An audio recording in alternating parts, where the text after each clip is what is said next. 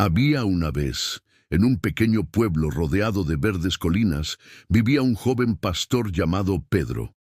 Todos los días, Pedro llevaba el rebaño de ovejas del pueblo a pastar en las laderas. Pero a Pedro le pasaba algo. Se aburría.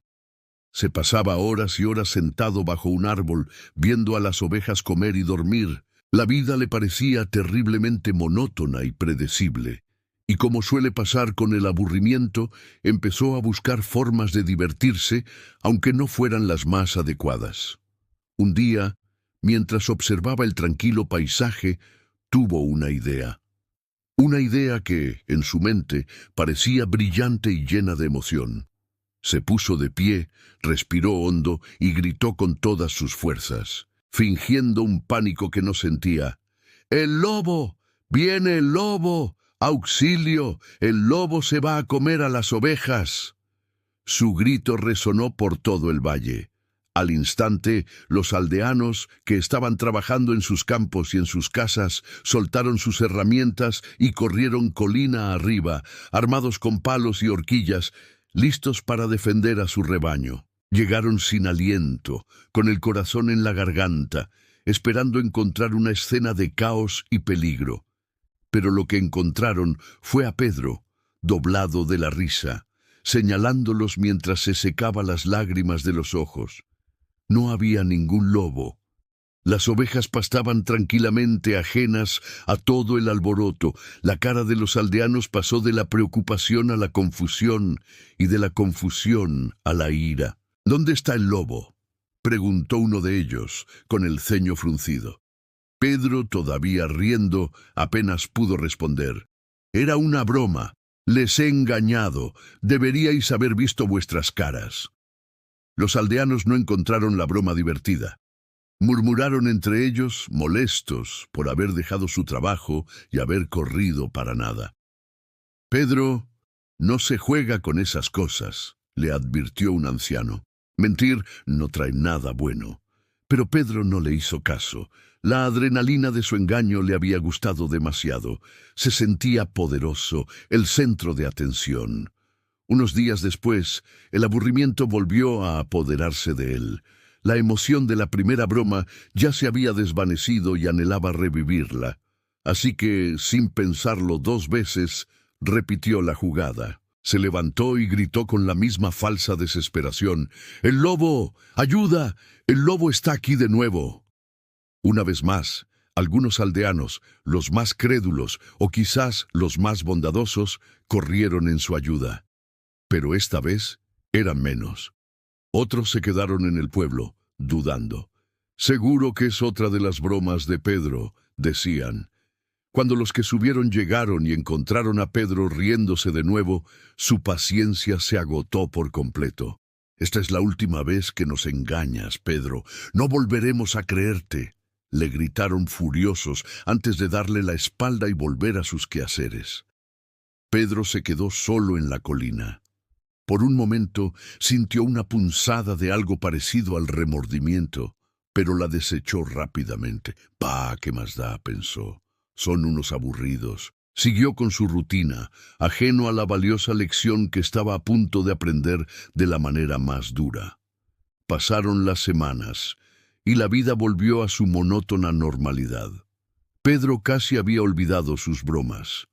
Una tarde, mientras el sol comenzaba a esconderse detrás de las montañas, pintando el cielo de tonos naranjas y púrpuras, Pedro estaba a punto de reunir a las ovejas para volver al pueblo. De repente escuchó un crujido en el bosque cercano.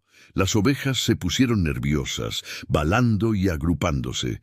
De entre las sombras de los árboles surgió una figura grande y gris, con ojos amarillos que brillaban con hambre. Era un lobo, pero esta vez era real. Un lobo enorme y amenazador que avanzaba lentamente hacia el rebaño, enseñando los dientes. El corazón de Pedro dio un vuelco. El pánico que había fingido antes no era nada comparado con el terror helado que sentía ahora. Se puso de pie, temblando, y gritó con toda la fuerza de sus pulmones. Pero esta vez, su grito no era una broma. Era un ruego desesperado y auténtico. «¡El lobo! ¡Es el lobo! ¡Por favor, ayúdenme! ¡Es de verdad!». Sus gritos llegaron hasta el pueblo.